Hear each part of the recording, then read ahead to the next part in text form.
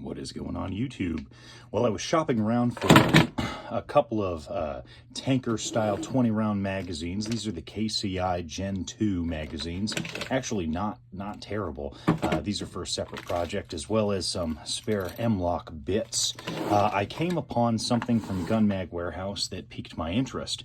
That is the Bulgarian folding stock, or bifolding stock, as seen here. So I'm going to go ahead. I don't typically do box opening videos, but because there's such limited information on these, I was going to go ahead and give my first impressions as I cut this open. So alrighty, so pretty hefty stock. They mentioned that it's made up of steel.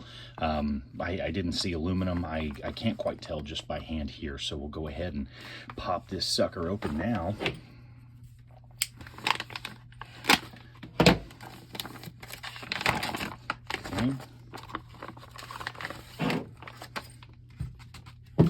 So this does come with hardware, as you guys can see. No instructions.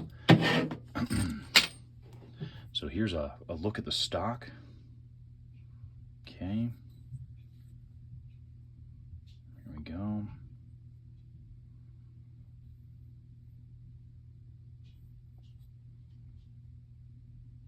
Mod spring setup right here. There's the butt pad here. Looks like it just envelops back portion here. So this could be a little flimsy. Okay. Close up of that action there.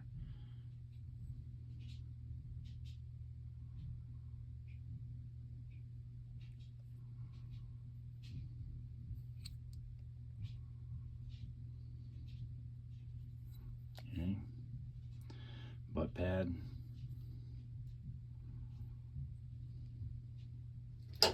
Let's test for steel. Okay, so the block feels to be of steel. Tube is of steel. And this rear portion is of steel. So that's kind of cool. This looks to be obviously kind of cast and then machined, but it's still pretty neat. So this is with the stock installed. I'll go ahead and just added the magazine for aesthetics here, but we'll get into the meat potatoes of the stock itself. So the things that I ran into is the fastener holes on my particular stock actually ran too far forward. If this was to be all the way squished in, I didn't struggle fitting this in. However, if this was inserted all the way, I found that the fasteners were riding on the edge, the cusp of this, and the countersunk fasteners wouldn't fit flush. Primarily the internal one here. Now, I installed a different fastener that was countersunk enough to go into there and allow this recoil assembly to ride over the top of it. However, using the factory one, this one just would not seat deep enough, and I do suspect it was the head. Even though this is a kind of an angled head here, should be flat top, right?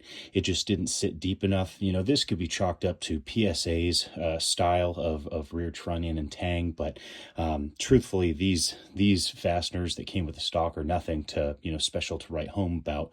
One of the things that I ended up having to do is the inherent kind of design with this particular stock, this release lever here that is dual-sided, giving you the ambi options, has a channel right here. So this entire lower section is a channel, and as you push this, there's a little locking block for this main block here, and this works as an axis pin. So if it's, when they say bifold, they mean that it can fold to the left or right, but they literally mean it can fold to the left or the right. So there's definitely emphasis there. This one currently set up to fold to the left here.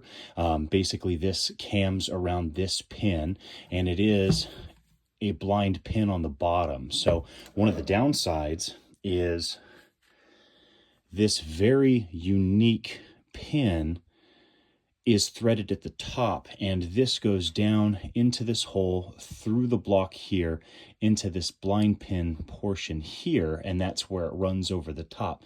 My big fear with this is possibly stripping the top head or the threads here or the threads in here. The saving grace, you get one spare pin. The closest thing I was able to find in this was something called a threaded bolt catch pin, and it had kind of the same setup, but it was a lot longer than this one, and I'm not sure the diameter is the same. While some people may be tempted to just drive a pin in there, you're not able to get it out. There's no way you can open this up, right, and get into that internal section. It's one large tube at that point. So that's kind of what you're dealing with. I guess worst case scenario, if this was stripped, what you would do is just drill this out. But going back to the channel for the push button segment here, basically mine not fitting in. You can see it's a couple millimeters, shy of being fully closed in. But what that allowed me to do is actually seat these fasteners. No big deal. I actually just took a slab of rubber that I had laying around from various projects, some construction glue, or adhesive rather, and then basically just blocked the channel. What I did is I added tape, then I added the block here, let it set for about 36 hours, and now it's good. This is strong enough to not fall off, yet if I do peel and scratch away, I can get this off if I want to replace the stock. Speaking of which, the stock in its entirety is all steel. This includes the rear portion here, the tubes, as well as the block here. This is a very ingenious kind of block setup. I also think that it's a little bit more slick than the other ones that we're typically used to seeing that plug into the back, because they'll start at the tang here. So you have all this room. Where these guys kind of change the game is the folding mechanism is underneath the tang. So again, kind of like a wire folder, which I find that to be unique, but there's some limitations. Again, choosing the right or left side to fold, kind of a bummer, as this entire side is completely pointless, and this is the opening action side, or vice versa, depending on what pin you go with. The other bummer is they didn't quite measure, just open this up, they didn't quite measure you can kind of see it's at an angle here. They didn't quite measure the stock in relation to any AKs that have a side mount. And I highly doubt there's any other AK that they would have based this off of that would have been even tighter fitting. And then this is even more exacerbated by having a side rail scope mount. If you put a mount on there, well, now it's going to be even further jutted out, and it's not going to be in the locking position. So if you were to rock an optic, the optimal way to go would in fact be to the right hand side. However, if you have an enhanced safety lever, when this folds over, I found that I had to ride mine directly in the middle so that it could seat over the top of it. So what I'm going to do is, instead of modifying my existing safety, I'm just going to get the smooth side safety from PSA. Problem solved. And then this will fold to the right instead. While folded to the right, it does go underneath the charging handle, so you're still able to fire and charge the weapon should you choose to, and then actuate your safety lever, so long as this enhancement here, this finger ledge, is deleted, or get one that doesn't have it. So that being said, talking about the stock being steel. So one of my concerns would be corrosion, right? Rust. I live, in an area where we get a lot of rain. I don't think, because of all the activity that's going on in this stock and the fact that it's like cast steel and stuff, I don't know if I'm highly confident in rust not developing in there. So this isn't something I'm going to be shooting out in the rain. I mean, your mileage may vary, but what I'm probably actually going to have to do is coat this with a coating, a protective coating such as paint or something like that, refinish it to ensure that at least rust doesn't develop. And one of the bummers is as I was, kind of getting this installed and everything like that, rust, just showed itself inside of this channel. So these roll pins that are for the actual push buttons here, I believe, succumbed to some rust. I got a little bit of oil there, and then lo and behold, I had a whole bunch kind of come out. So I've since cleaned it, but at the same time, kind of a bummer. One of the things that I also wanted to point out was how little of thread room you have. The problem with this is I'm still 1 or 2 threads backed out, and that's because you can only go so far with this portion right here.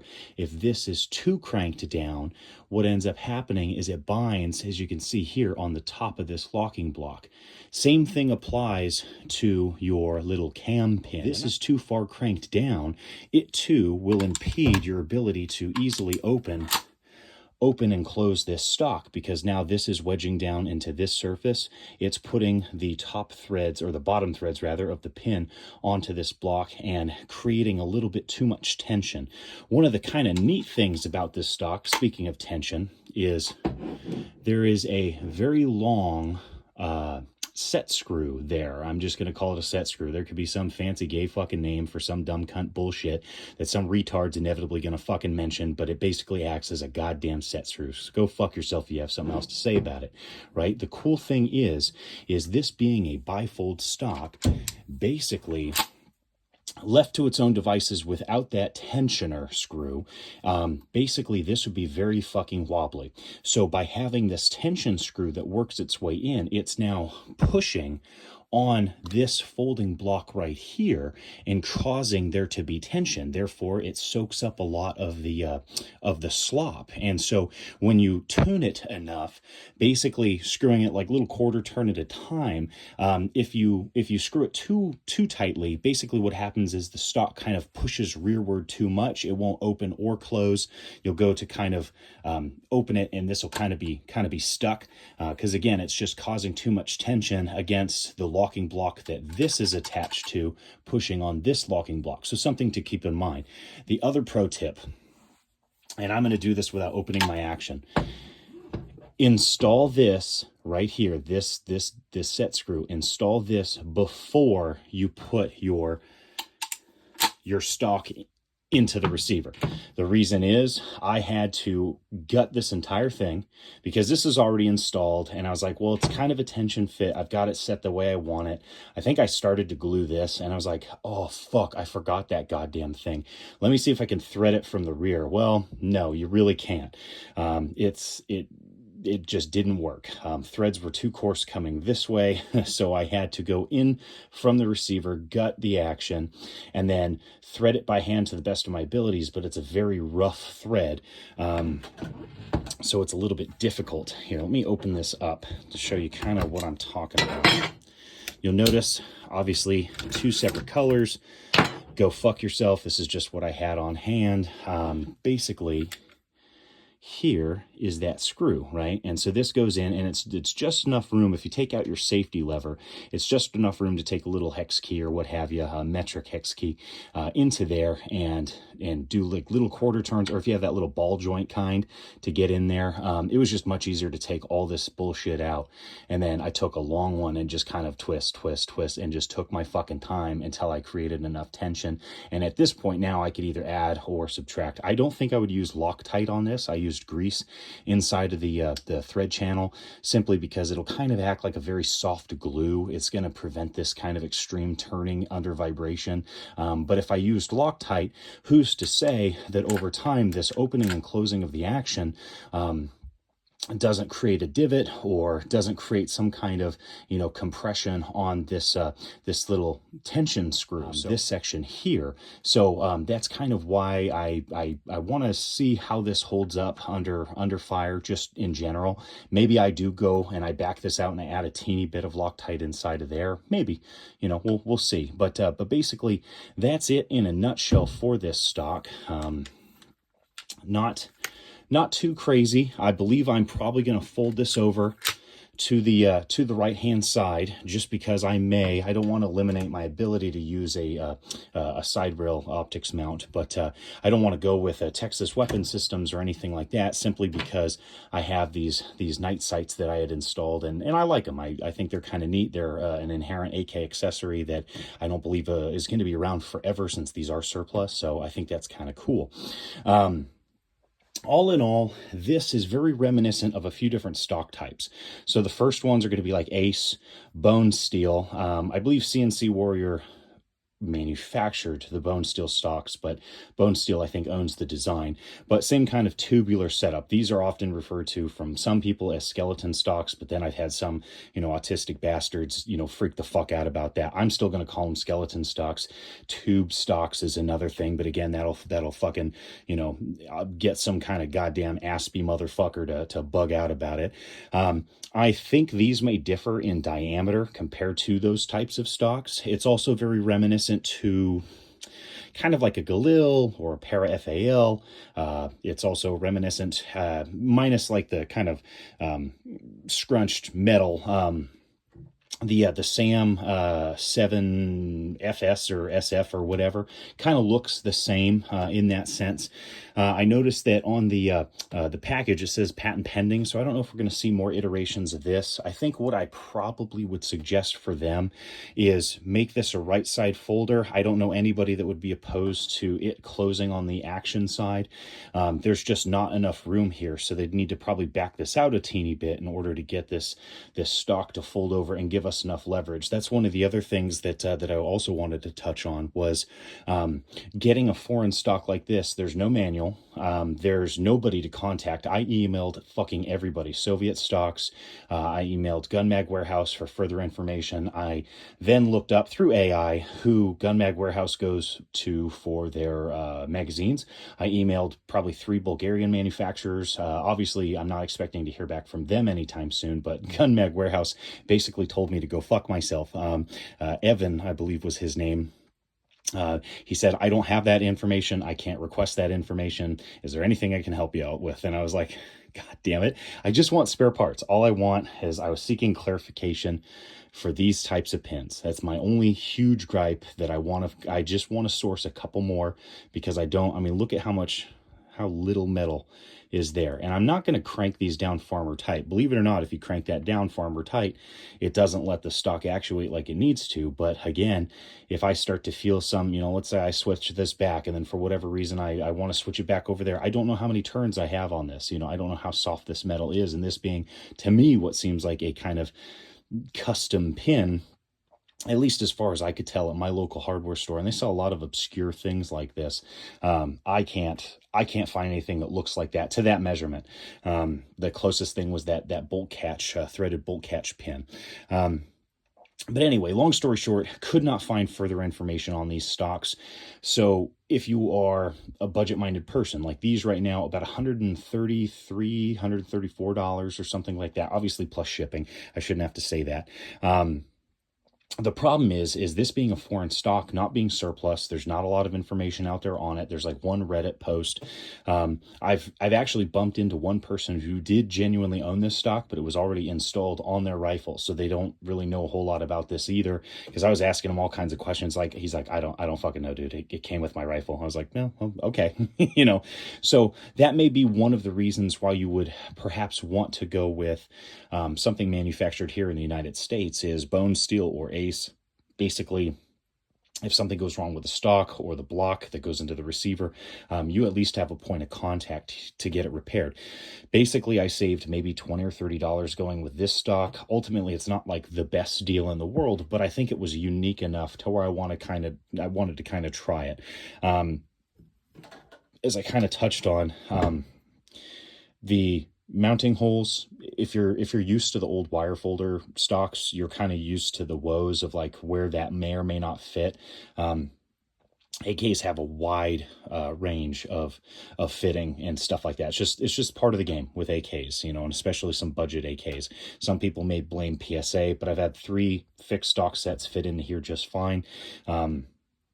I actually think with how this was drilled, it's probably the stock itself.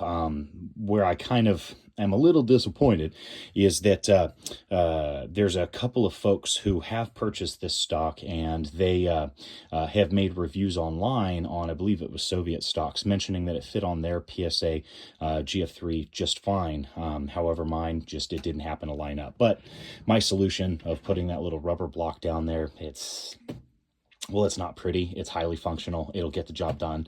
It's perfectly adequate for my, uses, but this would bother some. If this was like a very beauty build, I think this would probably drive me absolutely fucking insane, and then I would end up selling this off. But functionally, this is going to be a unique enough look that I'm satisfied with it.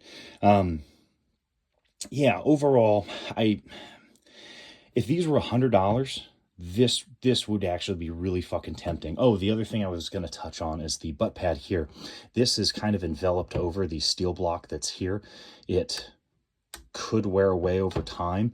I don't know if I could repair the edges, either with a recoil pad that would go over the top, or I just glue directly onto the back once I take this rubber block off. I think this is the easiest of my concerns to fix. I'm not worried about that. It's mostly the specialized pins, possible corrosion, surface rust going on in this. So I'm probably, as I mentioned before, I'm going to refinish this. Probably just while it's mounted too. I'm just going to fucking rattle can it, to be honest. There's nothing special going on there. But ultimately that's kind of it. Now it does kind of look a little fucky, right here.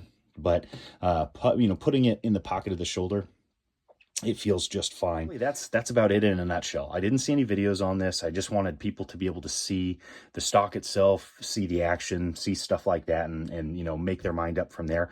I do believe Gun Mag Warehouse has since sold out of these. However, Soviet stocks, I haven't used them. I don't know if they're reputable. They might be. It's just that, go with caution. They're the only other retailer that I've seen that actually actively sells these. So if you were interested in doing it, it's got some limitations. It's not a true bifolder. You can choose right or left. And then there's, tricky stuff like this. You may need to have access to a local hardware store. I guess you could have ground down the top or the sides in order to make this one fit. But a lot of people also mentioned that they were having fitment with this section here. So I believe these are... I think these are 5mm. Yeah, I'm pretty sure these are 5mm. So I would get something shorter here, maybe a dome head on this one instead of this kind of taper countersunk fastener. I don't think that that's a good fit for the rear tang, at least for the PSA rear tang that I have. Yours, again, your mileage may vary. I don't give a fuck. But that's about it. So if there's any other questions about this stock, I don't check my channel often. However, when I upload, that's typically when I have an opportunity to comb through any comments that are left and answer any questions. I will also be more than happy to show more footage of this, how it works, maybe a couple of shooting videos if I get a chance to get out there when it's not raining, and then go from there. So anyway, thank you guys for watching, and take care.